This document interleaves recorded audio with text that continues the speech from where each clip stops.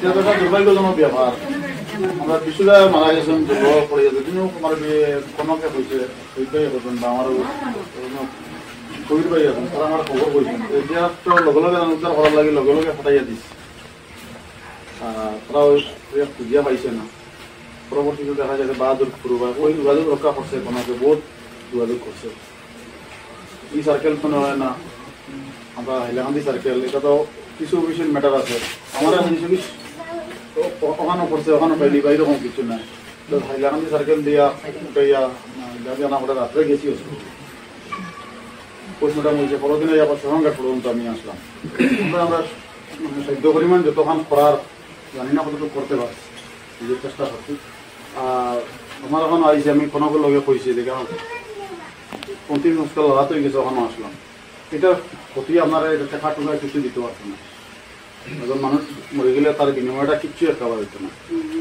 এটা তো উপরওয়ালার হুকুম মানিয়ে নেওয়া লাগবে। যদি বাহ্যিক আমরা আমরা যতজন আছি গরু বড়ো সব হিন্দু মুসলমান যে যেটা হোক যতজন আছি সব গোয়া যতজন জন্ম হয়েছে মানে মরাও লাগবে। সেও জল সেও স্থল সেও উঠে যতদিন যার হাত যেরকম আছে থাকবো। এটা করার কিছু নাই। আমরা যত সময় আছি আপনার তো সুখে দুঃখে ডাকিবা, এটা চেষ্টা আছে। ডিজাস্টার ম্যানেজমেন্ট তরফ থেকে আপনার 4 লাখ টাকা দেবো হয়েছে, সিংহ মেটাল নিয়ে যাইছি। আজকে রাত্রে না হয় কালকে ঢুকবো আপনারা, কিন্তু আপনি চেক করবা যে আপনার তার ভবিষ্যৎ আপনি কীরকম ব্যবহার করতে আপনার এলাকার মনোরূপী আছেন সবরে লিয়া করবা। আমি যদি এমনি আপনার ভাই হিসাবে মনে করি আরে নন অফিসিয়াল একটা কথা বলুন, তারা বাবা নাই আমার বাচ্চাদের নামে খাললে ফিস করিয়া রাখবা। পয়সা রইলে এত থাকে না, তোমার যেটা লাগে প্রচুর পরিমাণ খাদ্য পরিমাণ আপনি কইবা। আর পঞ্চায়েতের ভিতরে সরকারিভাবে যে সুযোগ সুবিধা আপনার জমিবার আছে তো নিশ্চয় কানুন গাড়ি করবা, নিজে করা যাইব। আর আপনার ডকুমেন্ট যেটা আছে আপনি অরুণোদয় পাইনি, আপনার ডকুমেন্ট দিয়া যাইবা, ঢুকাই দিব অরুণোদয় ফেলে দিবা।